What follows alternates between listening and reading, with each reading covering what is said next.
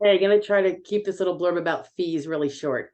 Two ways fees are charged by an appointed representative. That's a person that you appointed via a 1696, SSA-1696. It could be a lawyer or a non-attorney representative. Two ways fees can be generated, okay? That is the contingent fee agreement, and that is where it must comply with SSA rules, and it must say something to the effect of 25% of back benefits capped at whatever the current legal cap is. There is a cap. So it's not always going to be a full 25%. And I'd say at least in half the time, it's not. So the cap right now in 2023 is $7,200. Okay. If there is no back benefits from which to multiply that 25% and come up with a fee, that way, the drop back position alternative provided by the SSA is called the fee petition.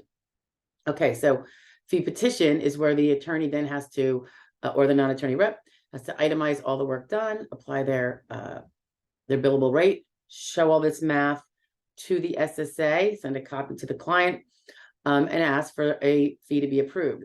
Sometimes they will ask for the entire work to be done. I'd say most people probably do that. Sometimes, depending on the lawyer, they might say, but I really only want to charge X amount of that full amount I did. Some people itemize every phone call or email they ever did. Some of us don't do that because we communicate so much with our clients that it would be a real pain. So some of us have that kind of gratis there. But anyway, the fee petition cap, there is a cap there too. So for your protection. And I believe it went up when the fee agreement cap went up, and I believe it went up to 12,000. Don't hold me to it. I've never charged a full amount like that, so I don't really pay attention. I don't like fee petitions.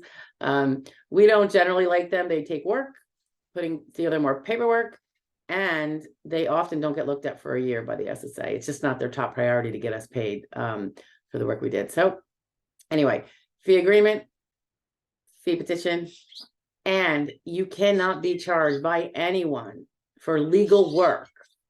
And I'll do a different video on the differences, but legal work as an appointed representative without it being in writing from the SSA.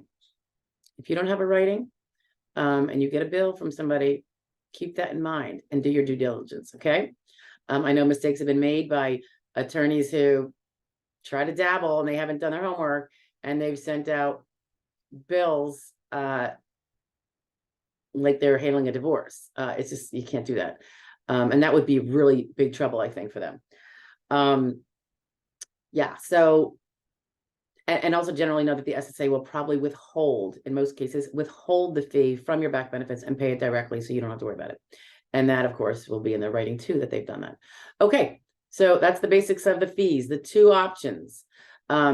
I'll add that a retainer can be taken in the beginning of a case if an attorney or non-attorney rep wants to know that that money is sitting there in trust, particularly if they think there will not be a back benefits from which the SSA could withhold and pay it directly. They might require that of you. I know a lot of disabled people can't afford that, so it's not going to happen. But just know that if you have that kind of case, that might be the request. And retainer collections can be, and that would mean also that if you lost, you get that retainer back as a matter of law. So don't panic too much. Sometimes people will say, well, then I'll get, you don't have the cash sitting on hand, so send X amount and then say $100, send $100 a month while this case is pending, and then that retainer will be there. That is very unusual, but there are some reasons why it would be very valid for someone to do it. It's never really invalid. It's just that it would be, it would prevent people from being able to retain that attorney as a general rule. So the cases where it's required are minimal, and then sometimes it wouldn't work because the person can't do it. But anyway, by and large, fee agreement, fee petition, contingency, and you don't have to have a retainer. Bye.